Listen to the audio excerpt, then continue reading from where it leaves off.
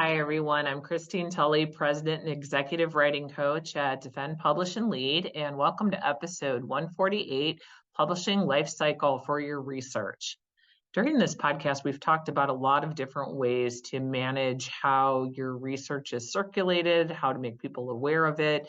One of our previous episodes on academic branding talked about thinking of yourself as an academic brand in some ways. What are the messages that you're delivering? What's the kind of look and feel you want to have for your research? I'll link to that episode in our show notes. But today I want to think about something that I wrote about in a guest post for Scholarly Kitchen back in 2019. I will share the picture of that post on the screen, but also the link to it in the show notes. And I want to revisit something that I was thinking about then, but I'm more sure of now. One of the arguments that I made in this particular post is that we have to stop thinking of the writing process, and the way that we move through the writing process is a space that kind of forgets that at all stages of research, now more than ever, it's more important to share it. There are certainly more and more journals in our disciplines. There's more ways to share research. There's more research out there. We can't read it all.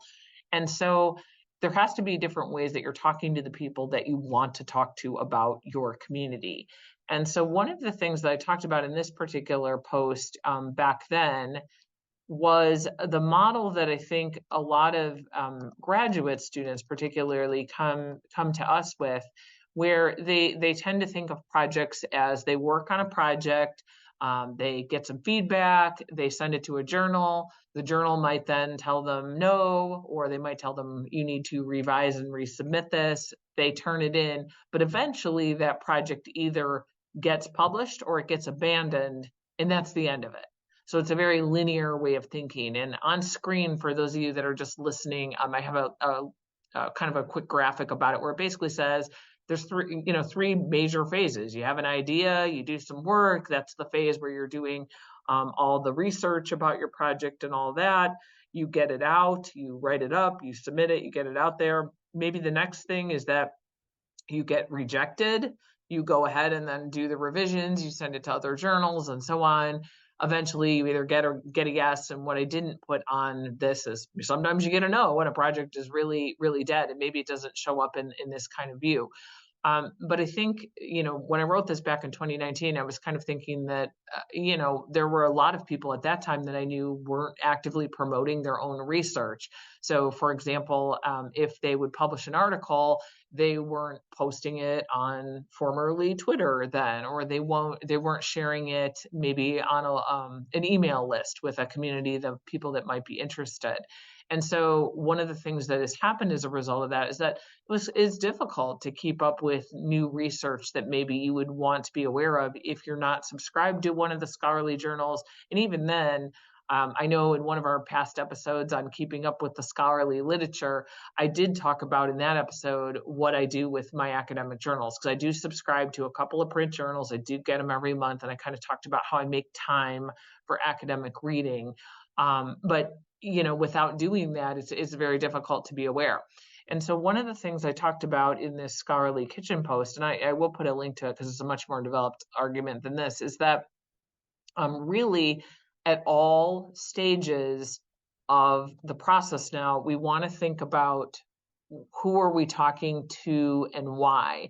And so I developed this around this idea of conversational homes. So one of the areas that I work in is faculty writing and scholarly productivity. That's why Defend, Publish, and Lead is here. That's the research that I'm mainly doing at this point, specifically academic project management. That's the area that I'm most interested in, the one that I've done the most research on.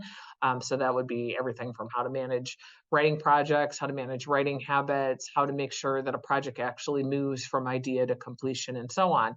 But as part of that life cycle, I really started thinking about how do we talk about our research in various spaces. And so in some ways, I'm in the humanities. In some ways, I think science might do a better job of this, where the existence of preprints, where they're able to put out kind of versions of research before they get published. It's something that exists more in the science and medical journals than it does in the humanities, although there are places where that can happen. But that might be one way that some of these ideas are already getting circulated, even as an article is getting written. And the thing I like about this is that many of us know that the scholarly publishing process, even with all the advances, is still relatively slow. For example, I submitted a project that probably this is probably the 8th or the 9th week where I've not heard anything, and I'm not even alarmed by that because I'm assuming they're going to take 12 to 14. So, it is something that we might not hear about right away, whereas something with preprints, if there's an early release of a draft of an article or research, you can get comments on that right away. Many of those spaces have forums for it. But there's other parts to this life cycle, I think, to think about. Sometimes an idea might work best in several different areas. So, for example, as I worked on a book on academic motherhood, I knew that some of that content was very relevant, certainly to academic mothers, but I also knew that there was another piece of that project that was relevant to the higher education community and how work is structured. And I know in that group, I was able to participate in an online discussion, just like a one-day online discussion about that research. So even though I hadn't written up that particular project for that particular audience, that little chunk was able to exist outside of a publication space. So one of the things that I'm starting to think about is that, yes, for many of us, peer-reviewed publication is the goal, but there certainly is this growing movement towards all kinds of non-peer-reviewed spaces to promote research in a very intellectual way. So I know in our past episode from, I believe it was last week, about developing a Substack newsletter, an academic newsletter, that would be a way to promote research all the time, where even as a project is being developed, you could be responding to feedback from readers, or if it's already out there as part of the academic life cycle, having some public relations about that particular piece, even if it's an older piece. So, I mean, we could argue that this particular podcast episode today is me doing some public relation on this piece from 2019. So I essentially gave it's back in a life cycle again. It's part of that academic life cycle where once it gets cited and circulated, it still is still virtually alive. Now, I have some pieces that probably, just from the time that they were in, probably will not be like that. If they were, say, about a very specific kind of a movement, not that many people are interested in it, maybe that's all that one piece will ever be cited. But there's certainly other pieces to this. So one of the other things that I argued in this article is to think about, as we make media profiles as scholars, in some ways, that's contributing to our publication life cycle, because for one, it's generating researchers, it's generating potential new conversational homes. So it might be that, I put out, let's say I'm putting out this podcast right now, and somebody says, hey, would you want to submit a manuscript to this journal? Even though this might have not been my original intent for this particular piece for the Scholarly Kitchen, and it wasn't, because in 2019 I didn't even have a podcast, nor knew I was ever going to do this. It was contributing in that life cycle. So, all of this to say is that I think we want to be thinking on multiple levels about where our research and our ideas are going. So certainly we'll do them through the traditional academic routes, conference presentations, white papers, book chapters, articles, and so on. But these non-peer-reviewed emerging spaces. So for example, Jim Lang's Substack newsletter that we talked about in last week's episode, that kind of venue at some point is a very viable space for releasing ideas and generating interest for peer-reviewed work, I think. So I encourage you, if you have a chance, to check out this particular article, just to think about different ways of how your projects stay alive or not. Some of them you might not want to keep alive.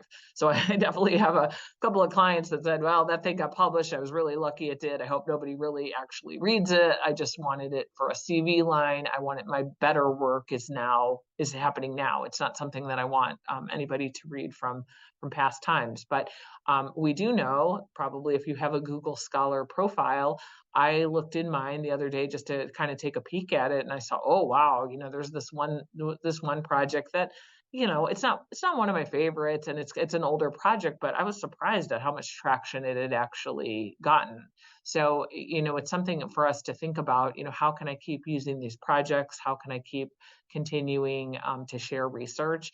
And I want to say, for the record, I don't think we need to do it in a way where we're, I know we're supposed to be very, like, not necessarily modest as scholars, but I don't want to say this in a way that you're like dumping your research on everybody 24/7, because there are clearly people that don't care about it, right? We want to think about who are likely readers, where are the best spaces to share that work. But for people that may not have heard of something that you have written a long time ago, and it's a relevant conversation, I think it's absolutely appropriate to make that link. So on that note, I also want to shift over to Textbook and Academic Authors Association. As you may know, they are one of the sponsors for this podcast. And on the shorter episodes, I do try to promote some content from them. But I want to let you know that their call for papers is out. So if you are somebody that's working in my community of faculty writing productivity, textbook authoring, anything about the writing process, or supporting faculty doing that work. So if you're a professional developer, you're working in like an area to support faculty or student writing, there is a spot where you can register for the Textbook and Academic Authors Conference, and that one is in Nashville. It's June 21st and 22nd. So the proposal portal is open. So I encourage everybody to do that. And happy writing this week.